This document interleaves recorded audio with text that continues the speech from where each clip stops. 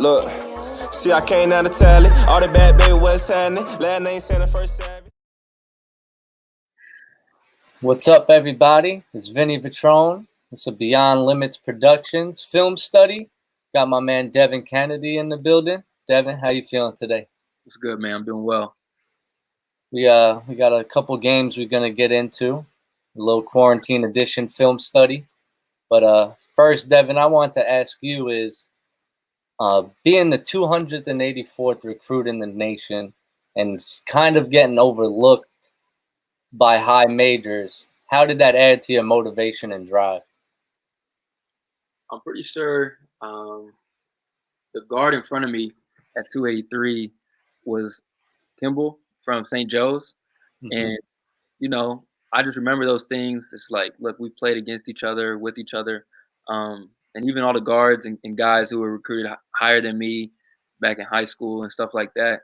All those things, I've never taken too much stock in because I know my value. I know, what I can do, and no ranking or someone else can ever tell me like where I stand in terms of the competition. So, it obviously showed when the big high major schools didn't recruit me. But again, those have always been like chips on my shoulder and fuel to the fire. So obviously took that to Princeton, had 3.5 years there that I did my thing. And then now with the Long Island Nets, had my first year with them. So something that I'm gonna always have, I think, in my playing career is that chip on my shoulder, being overlooked, undervalued, stuff like that. But that's part Did you ever have thoughts like you scored 1,400 points in high school? You were the winningest player in your high school's career. Like, what more could you have done? I probably could have been a little taller, a little more athletic, but that's about it. Now, last question I'm gonna ask is, if it wasn't Princeton, where would it have been? Oh, that's a good question. To be honest, I love the coaching staff at Ohio University, the Bobcats. Jason Kemp was someone who recruited me at Toledo and then Ohio, and they were really high on my list. I wanted to go there. I would have been a ball dominant guard, which I really wasn't at Princeton. They had a good vision for me in their offense.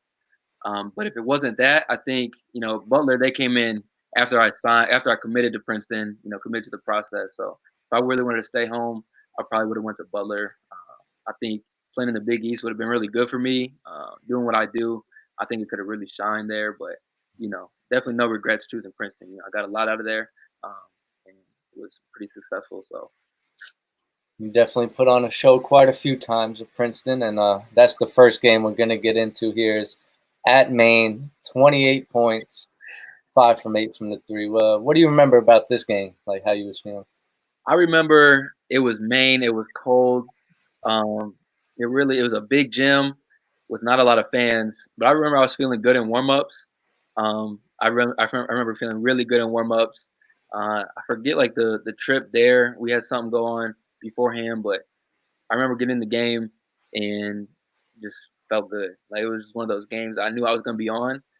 Try to choose my spots, not force too much, but when I did have the opportunities, really take them.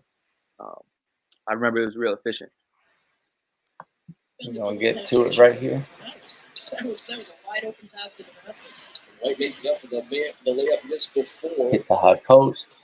Dotting that exclamation point with the dunk. That was 7 points. Now, first thing I see right off the jump, that one little away step you take, like how important it is for you at your size to get little spaces like that. So you see that right there. If you go back and see that little bump, like that was, what's this, 6 minutes into the game? This dude's like 6'7", guarding me. They wanted to put length on me. You can see him bump me as I'm trying to cut you. So I'm already mad. So I pass, fake. He went flying, and now, it just really sets you up to just – that's a shot I'm comfortable with. Like I practice all these tough shots, so it wasn't like too crazy, but, took that step, got space, and wasn't really trying to force anything at the rim. No, yeah. When I watch you, watching you for a couple years now, shots like that may look tough to someone that's just watching is something that you do regularly. I wanted that to go in bad. I wanted that bad too. Yep. Now, is this something you do a lot? Like, because you jump like you do this a lot. No, I needed that one. I needed that. I haven't had a putback dunk in college or pros. I did in high school, but I have a 40-inch max vert and sneaky bounce. Right. I think and I think I'm a pretty good rebounder for my size. So it's one of those things. If I see it might come off well, I'm gonna go in. But if not, I'm gonna get back. This was one I wanted. But that's also something I find a lot of guys that have so many dunks on high school and these mixtapes, and then they get to college and they see that opportunities to dunk don't come as much as they did at the lower level. I thought I got fouled. Too. That's perfect. That's beautiful form right there. Don't be in a hurry kind of thing. I think that was another John Wooden saying at one time, but he seems to be rushing to that offensive. 12 seconds of the shot clock results in a three-point attempt from Cannady. What happened on this one? How Go back a little bit. Mm-hmm. So I think I wanted the first shot.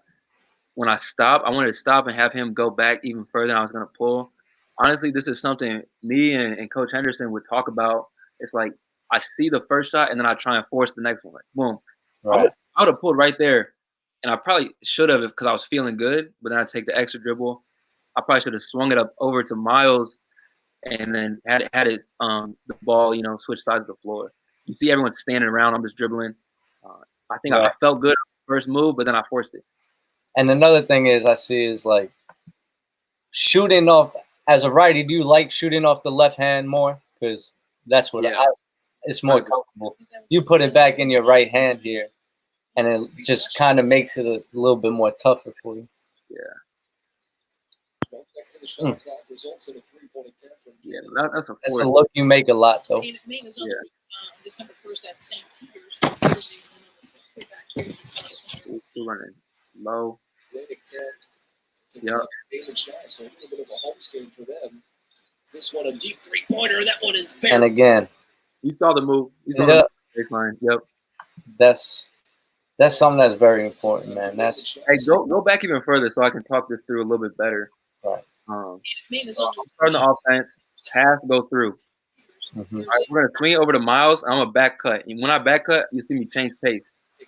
Slow down. Come out of play. Take that. And I already made the shot in my head. Once I lost him, it was already good. Now, how much do the coaches emphasize in practice taking that a step away hard to get you in game shots? Like, do you work on that when you're in the gym by yourself? For me, I do a lot of footwork stuff, like off the ball.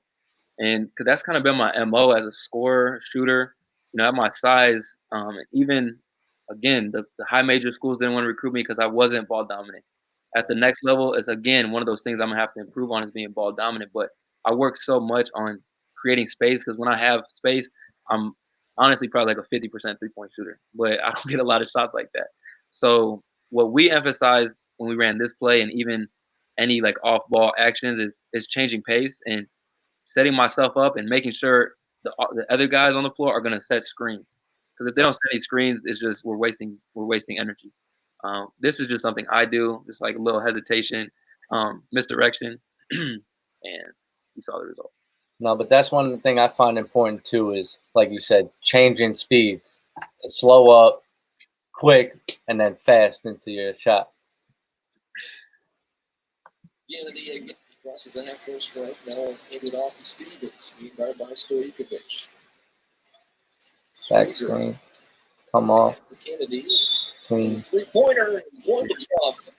Yeah, I got fouled. Got the call. Now, obviously, when you watch yourself, a lot of people could say you're Stephen Curry-esque at times. Yeah. Who would you say is someone that you emulate or try to pull from at the highest level, like when you were coming up? I mean, I really love Steph, but I don't think I'd say that I've tried to emulate him.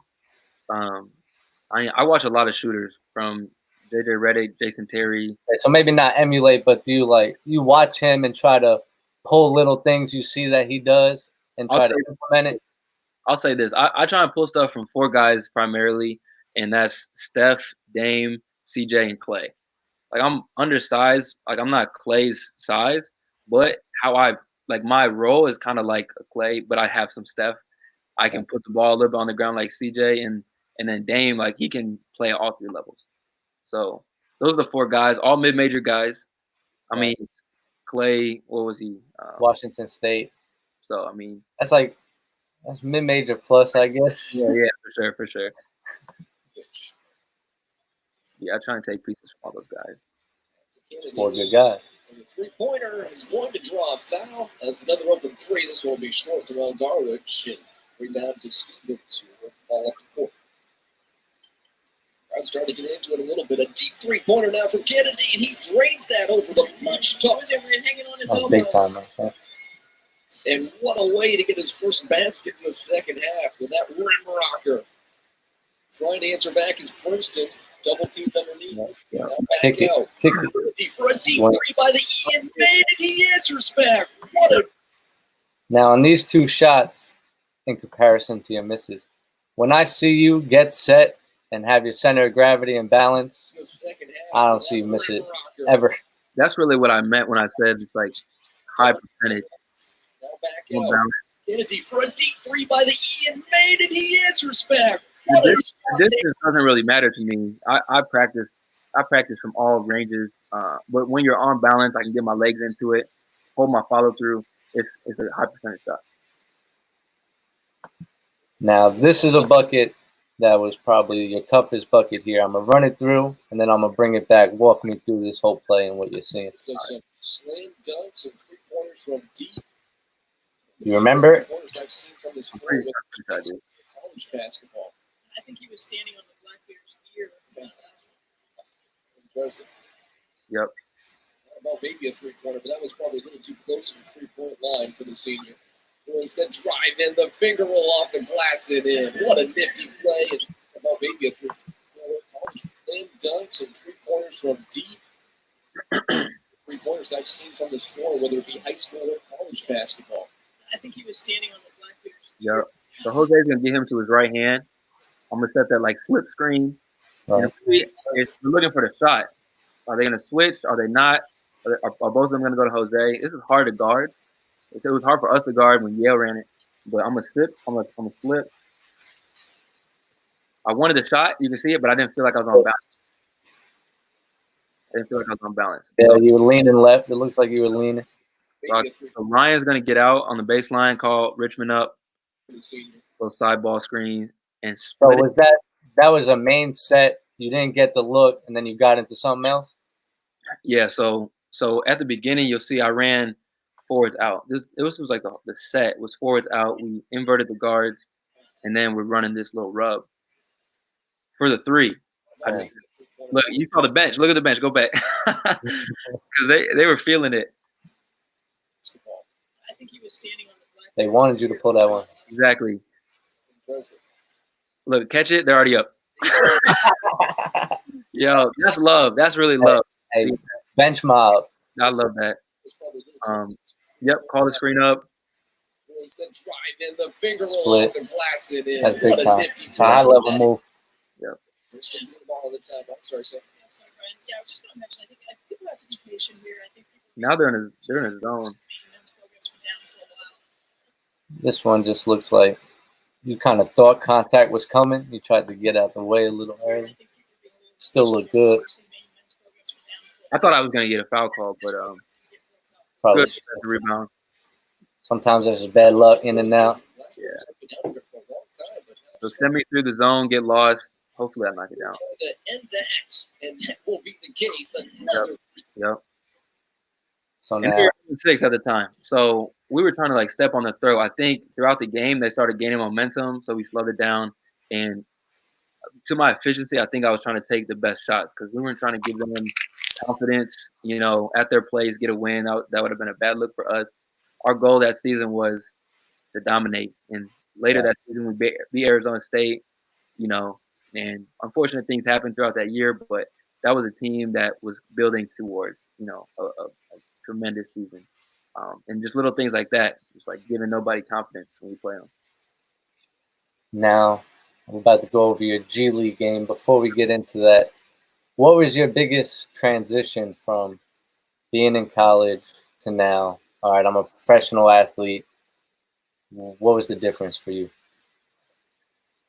I'd say the biggest difference was the space. There's a lot of space. I mean, there's no 3 seconds in the paint, or excuse me, there is on defense of 3 seconds. So understanding like the game at a higher level and knowing guys can't be in there, you'll have more space.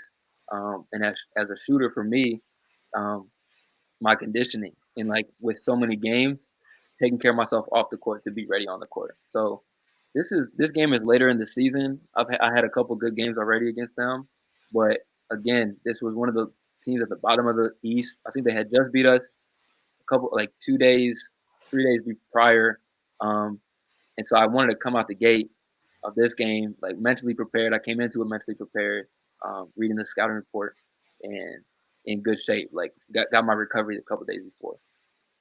So you had an impressive rookie campaign, 15 points a game, 36% from three, top 10 in the G League in 3-point field goals made. But how long did it take you to adjust? Like in the first period, like this shows that you ended up adjusting quite well. Yeah. But like that first month, was it difficult, or what got you into rhythm, do you think? I say so. My first game was in Indiana against the Mad Ants, and I was the leading scorer. Like I was confident. I've always had confidence. And to your point early on, being like the 284th guy, like you can only have confidence from there. Like you have nothing to lose. Like I'm not supposed to be here. I had so many guys in front of me that should have been here, but I'm here anyways. So I had that confidence going in, but it was the adjustment. The biggest adjustment was being prepared on the scouting report, knowing guys' tendencies. Here I'm matched up against Josh Gray, one of the best guards in the G League. This is one of my favorite matchups just because he challenged me in so many ways. He could come off screens, knock it down, but he's also probing, facilitating. I loved going up against him. And it wasn't until later in the season that I really locked into those scouting reports and really understood the nuances that it takes to guard someone, to get your shots, because everyone knows Devin Cannady's a shooter. Don't let him shoot. All right, so how am I going to get my shot? Right. So last thing, you finished school during your season. First of all, very impressive. And you're now a college graduate? Yeah, I technically graduate May 31st virtually, but I'm done with all schoolwork finally. Well, congratulations. Appreciate it. So you get right to it right from the jump. Yeah, this is a set. The coach, Sean Fine, he would draw sets up mostly for like when the Brooklyn guys were down. All right, here's the play. We're going to Nick Claxton, Devin, screen his man, dunk it. Theo, do something. But he knew how I felt in these games, like the Bayhawk games. Like it was that competition with Josh Gray, to be honest. Knowing this guy is on a two-way with the Pelicans, he's at the top on the scoring assists in the G League, and that's where I'm aspiring to be. I'm aspiring to get on a two-way, level up. I'm aspiring to have that rep to my name. I'm still building that. So he's like, all right, here's your play. No, that's something that I think goes overlooked, the nature of even the G League, that guys pay attention to stuff like that, and that stuff drives them in. That's tough. Man. That's tough.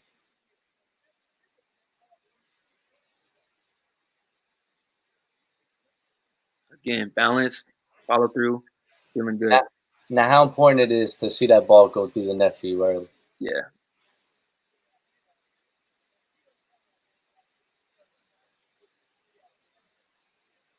Screen. See that big sag just enough. Pull up. Yep. I thought I got fouled. Probably did.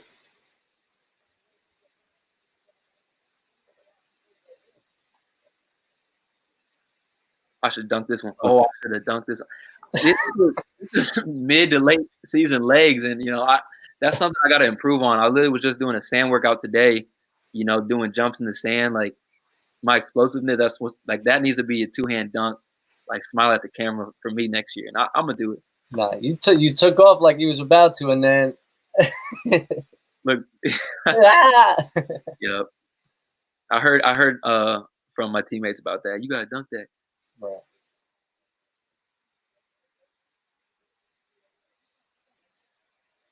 This one was like almost you were too open.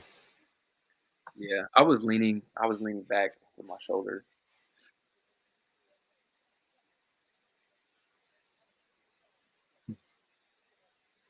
I hate when those don't go in. That's a fact. Yeah. Now you get 2 shots in a row. One of them you say you're leaning a bit. That one in and out. Yeah. Now, how do you keep it at 2 misses and not let it sink into your brain? Okay, I missed 2. Like, how do you keep that shooter's mentality throughout the course of the game? I'm not gonna lie, and like I would be lying if I said, just forget about it, shoot. Like this was something Everyone goes through those shooting slumps. They go through those times where it's like, why can't I shoot? Like, how do you get through that? and I got stuck in that headspace like the last 6 games. It's like after All-Star break, the last 6 games before everything shut down, I was in that headspace a little too much. Like you missed the first one just a little short, you're like, that should have went in. And the next one literally just rims out, and you're like, you can't do anything different. But for me, I honestly had a little negative self-talk with myself, like, all right, come on, man, like you just missed 2, like why are you missing? And so I'm having that conversation in my head as I'm running down court instead of just being like, you're a great shooter, next one's open, fire. So that's something like I think shooters go through, but you have to have that conversation with yourself before the game, after the game, just like you do this, you put the time, the reps in, believe in yourself. So I think the rest of the game I had some finishes. Like I was at the rim the rest of the game. I think this next one is a pump fake. No, so that's what I'm gonna say. You missed 2 threes in a row. Is it in the back of your head like, okay, I got to get to the cup? I just needed to get myself going. If I saw another one miss, I probably would have lost myself. So I was like, let me get to the rim. Let me be aggressive in another way. Hopefully my shot will come back. So that's something you're conscious of throughout the game? Yeah. But again, I need to evolve and at the next level. All right, who am I going to go up against? The big from Utah, like Joel Embiid. I come across the top, I'm locked and loaded and knocking the next shot down because that's what's expected of me. At this right now, I was like, look, let me just get going. We're down 7. It's like time and score type thing. That's a tough bucket. Again, at the rim and one. Tough takes, and I'll finish them. But again, at the next level, Brooklyn, KD, Kyrie, you shoot that. You shoot that in the corner.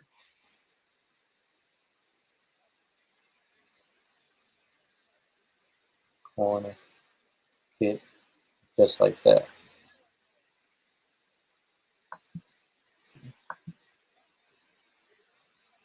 In the bottom left corner here.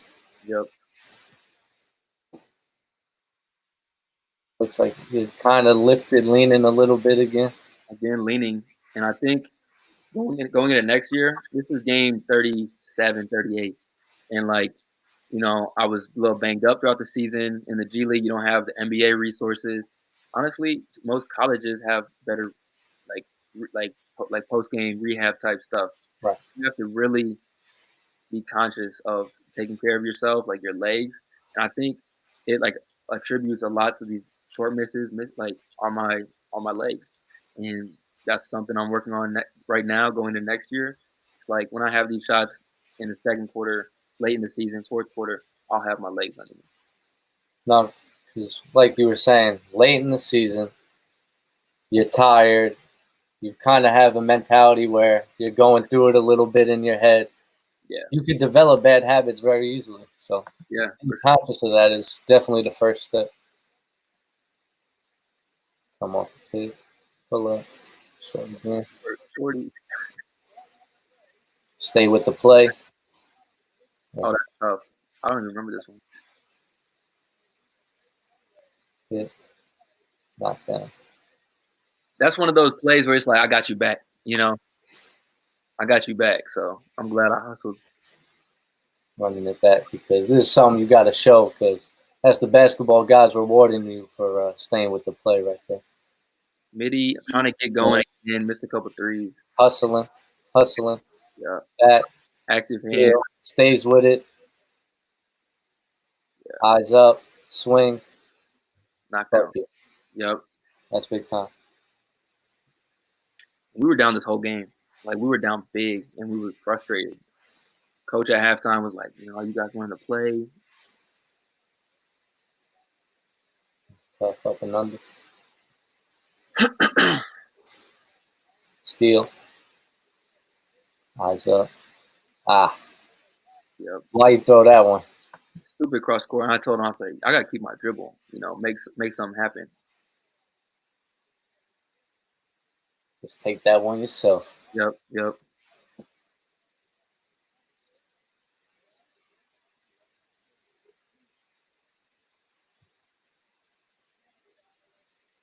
Now, one thing I'm seeing a lot, why don't you just go to the left hand on this one? Say it again? Why didn't you just go to the left hand floater on this one? See, I'm gonna show you exactly what I'm thinking. I remember this. 1-2 dribble after I come off the screen, 1-2, and it right here is like, do I lob? Like I was stuck in between a lob and a floater, and that's what you see. I could have easily rolled up. I think took my left step, open body, left hand lay, but I see the hand go up, and like I'm stuck. You want to throw it? Yep. That makes sense. Yeah, I was kicking myself after that one. Ball screen, come off one, nothing. Corner, kick, pump fake. Yeah, that's just reading a closeout right there. Forward, running, looking. Right hand again. Last 3 layups on the left side, right hand. Left.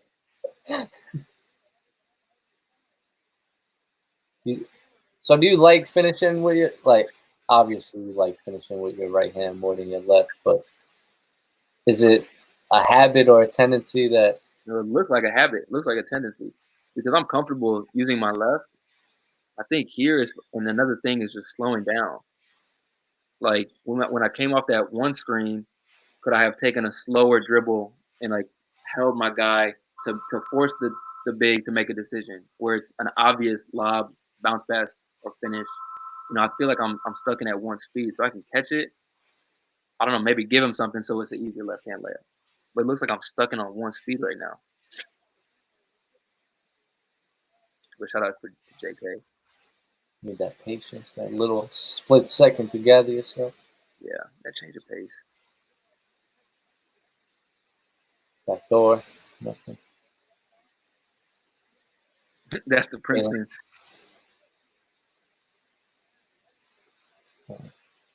This is running your wheelhouse right here. This is your Princeton action. Yeah, I was just a back door. He's above me. It's a read. You have to back door. So if you're a basketball player and he's above you, you have to go back door. Gotta go. Yeah. Catch, pump, still make it. Now, like you say, your role at this next level is always shooting the next one, always shooting the next one. How do you prepare yourself, and how much of it is repetition for in-game shots like that? Yeah, that was something after the end of the season. My coach and the GM sat down with me, and I'm not going to get open shots. When you get open shots, you have to make sure your mechanics is on point. I'm not leaning back because those ones, like, that's how you get paid. That's how I'm gonna get paid, making those shots. But on these, I need to have more reps this off season with defenders. With hands in my face, running full speed, and having a decent break. Like, not killing myself in the gym, but when I do reps, it's really game reps. So I'm listening to a lot like of what JJ Redick does. I actually spoke with Ray Allen. You spoke with Ray Allen? I spoke with Ray. I literally just like commented on one of his posts. I was like, "Big bro, like what's up?" And like he commented back, so I just DM'd him and had a cool conversation about like his off-season mentality, like that first year after his rookie year. And obviously things are different, but I like to pick guys' brains like that. Shooters, guys. And you get to pick the brain of someone like that. That's amazing. Yeah. So in-game reps.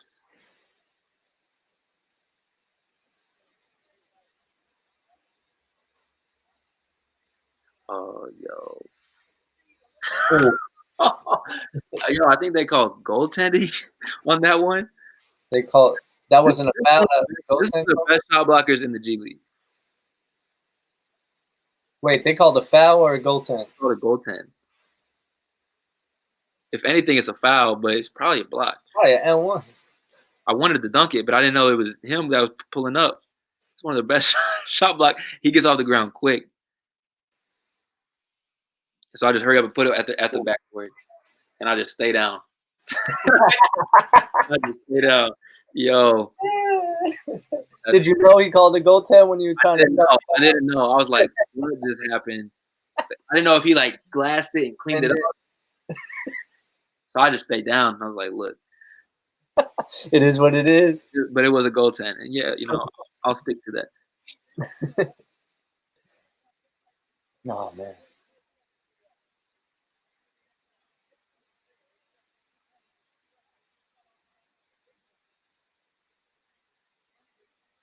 Cash. Big time moment, big time game.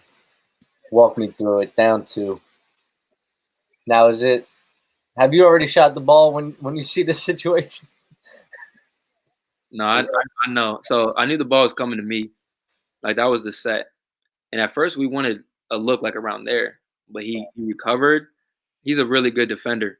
So I wanted to call JK to set me a screen, but at this point I'm locked in on that one speed. And at this last dribble, I'm like, there's no way I'm going up for this. And second, I gotta slow down before I go out of bounds. Wow. Yeah. Right. So I throttle down. And again, like I'm more comfortable off ball. So I give it up so I can get it back. Get game, get action. Boom. Yeah. That little change of pace. And That's what got me my shot. He goes under first off, but second, that little pass, step, and go gave me a little bit of time. And once again, kind of like the main game, once I felt space, it was already good. big time play right here. Like next year, I might have more in my bag where I can just, like slow the pace, have a couple moves, maybe play get game still, but have something off the dribble like a Damian Lillard, Right. or George, something where I feel like this is my go-to in this time. But I mean, it worked here, and this is my first game winner. Game time. There it is. So now, this is a great game, rookie year. What are you looking forward to in year 2? I say I'm looking forward to having a year of experience under my belt. The transition from college to pros, while the preparation is different, the level of athleticism, skill level is The best of the best. astronomical. I mean, the G League is one of the best leagues in the world, and I think in terms of style of play, obviously, like overseas, you have really good, like hard, like defense, like really like specific kind of coaching. But in terms of talent, We don't want to talk about any overseas with you right now. We're not talking about that. I'm just speaking about leagues in general. But yeah, no, overseas is not in my mind. I'm looking forward to my second year, whether it's with a parent club, G League mix, whatever it is. I'm gonna be spending time in the G League and working on my craft. And I think having the ball in my hands a little bit more, being more confident, like having that year under my belt, like I said, where I know from day one what my mindset needs to be for the next 5 months and how to pace myself, how to prepare myself from training camp on. I was kind of just learning everything on the fly. And in these games, I didn't have my legs because I didn't prepare correctly the past 2 months, partially because I was transitioning from Long Island back to Princeton to Long Island, literally going to classes on our off days. This will be my first year where I can just Totally basketball, 100%. So that's really what I'm looking forward to. I think there's so much untapped potential with me that I didn't get to show at Princeton. I really didn't get to show my rookie year because I was still at Princeton. So this offseason is going to be big. Unfortunately, with the quarantine and coronavirus, like it's affecting everybody. But now, how are you staying in shape, in rhythm, and all that through this? Yeah, so I mean, I had a nice little initiative going from mid-March when I got back home through the end of April, which was like I was hosting ball handling classes through Zoom. I was like interacting with, the basketball community, whoever wanted to come and get some work in. Like I was opening that up, and with the donations that I received, I've been spreading that out to different food banks and like places that I've been in. So Long Island, my hometown, Princeton, Trenton area, and Indianapolis, where my mom lives. I threw $250 in donations to each of those food banks. So for me, like I was gonna take time off after the season anyways. Um, Doing the ball handling kept my handle sharp because that's like the first thing that goes, is what a lot of people say. And something I still need to prove on anyway. Like I don't necessarily have. So it's something I was doing just to stay sharp, try and make an impact that I can because this is crazy times right now. But this week, starting Monday of this week, I've been really getting back into like my off season training. So my nutrition, drinking water, running, like my cardio. And that's something Ray Allen said. Like on his off days during the season, he like would run 2 miles, a brisk run, but in the off season, making sure that he built his strength and his tolerance of like expending energy, and like long durations, so that in the fourth quarter, he literally said when he's in Miami playing the Spurs and he back out of the corner, those moments. So that's how I'm preparing right now, is just running, lifting, my nutrition, getting sleep too. That's something I'm gonna focus on. It's hard to get. Don't underestimate how important that sleep is. Yeah, so it's good. I'm excited. I'm excited to tackle this and get to year 2. That was the last thing I had made a note of, was how you were doing the free online ball handling classes. Why is that so important to you to give back?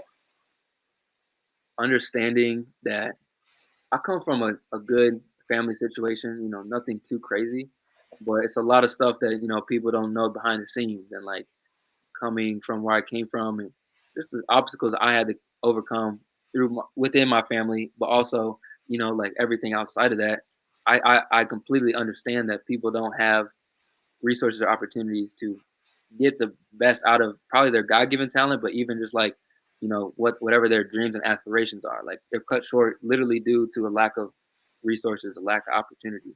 So for me, and after my 4 years at Princeton, which was a blessing, first one in my family to eventually graduate from college, and I did it at Princeton, like it just shows me that the things that my family sacrificed for me throughout my life, whether I knew it or not at the time, like it allowed me to get to where I am. And so hopefully I can be kind of a resource, a key that can unlock a door for somebody. And I had a good following in the class, and hopefully, one of those kids walks away and is like, man, like I appreciate what he did.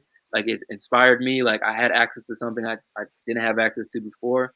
And then obviously, people are struggling, and there's literally people who like the kids who have been in school, and with the coronavirus shutting down schools.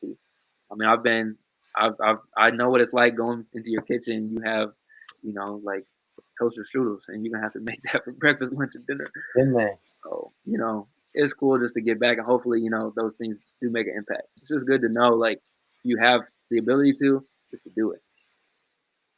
Well, we appreciate you. I want to thank you and look forward to seeing your progress and next step, NBA. For sure. All right, man. Appreciate it. Appreciate you. Yep.